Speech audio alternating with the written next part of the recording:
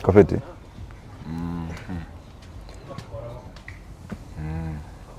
Tuko on, eh? Yeah, mimi niko on. Sawa. Yeah, so welcome back again, guys, to the Pandemic Podcast. It's your host, DJ Dr. Price, as usual. And thanks for watching my content. I can see that I'm getting coverage. So, picking on from where we left, last time I was talking about a bit of overview, where we talked about the HIV virus infecting the host CD4 cells, killing most of the CD4 cells, causing the weakening of the immunity. So, and like we said, the process usually takes a bit of time, years, and in the process, gradually the CD4 cell count usually declines.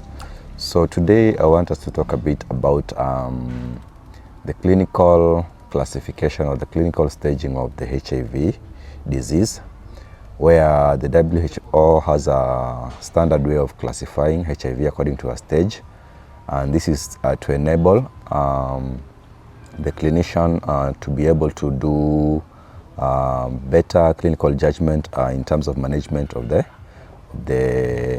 patient. So HIV usually has 4 WHO stages that are usually used to clinically determine the stage at which our client is. So we have stage 1, 2, 3 through 4. So today I want us to talk about stage 1 and 2, what happens in stage 1 and 2. So in stage 1, we usually have very few manifestation. We have those who are asymptomatic, meaning they have no sign or any symptom at all.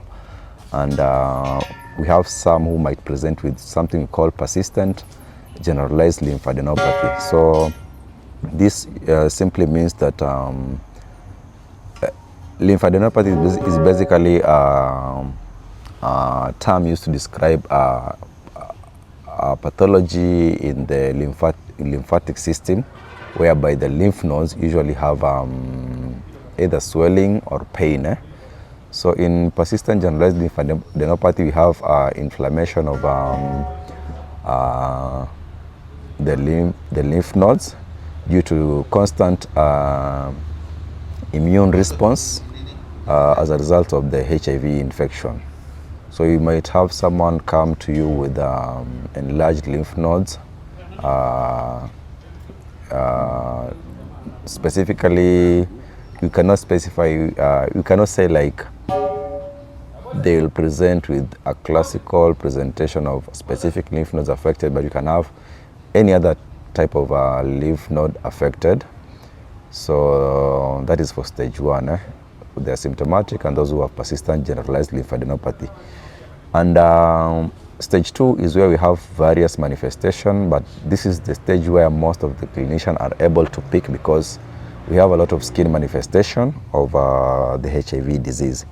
So, but also there's the issue of weight. So in stage 2 we have weight loss, that is less than 10% of the body weight, and we also have something we call papillary pruritic eruption, where is you have rash all over the body that is very itchy, and times when you scratch it produces a bit of fluid, but when the rash is healed, it dries off and it leaves dark spots on your skin. So that is what we call papillary pruritic eruption. We also have something we call herpes zoster, which is also one of the most common presentation of HIV disease in people who present in stage 2. So this is where you have reactivation of chicken pox, but now this is going to affect only a certain part. Usually the reactivation usually follows a nerve root that covers an area we refer to as a dermatome. So sometimes you get someone with a rash on a certain part of the abdomen, but it does not cover the whole abdomen, or sometimes of the face, and it is very painful. And even after treatment, it usually has what we call post hepatic neuralgia. You have pain and sensitivity along the area that has the scar.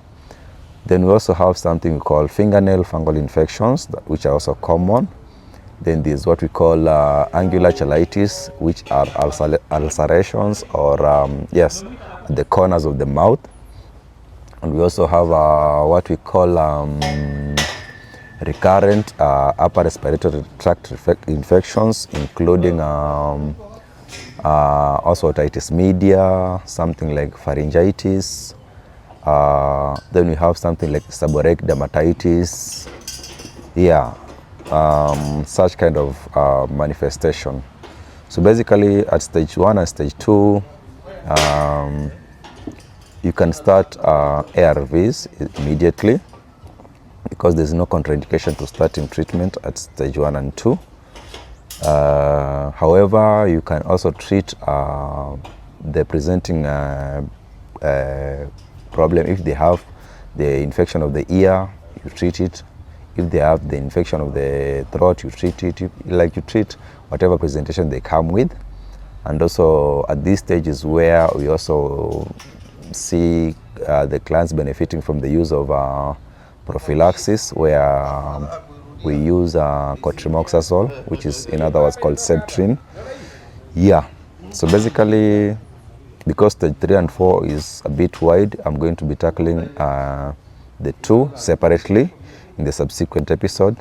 So like usual guys, you can share. This is education. Tell a friend to tell a friend. You can send a comment, and also those who have not yet subscribed to the channel, you can do so. Our aim is to hit 1,000 subscribers by the end of the year. So you can tell a friend to tell a friend. Keep watching the videos, keep making suggestions. I also do TikTok videos. You can go to my TikTok at DJ Price Mchapo. I also do TikTok lives, and also you can follow me still on YouTube for my music mixes. I usually do mixes here and there. So thanks guys for the support. Until next time, peace.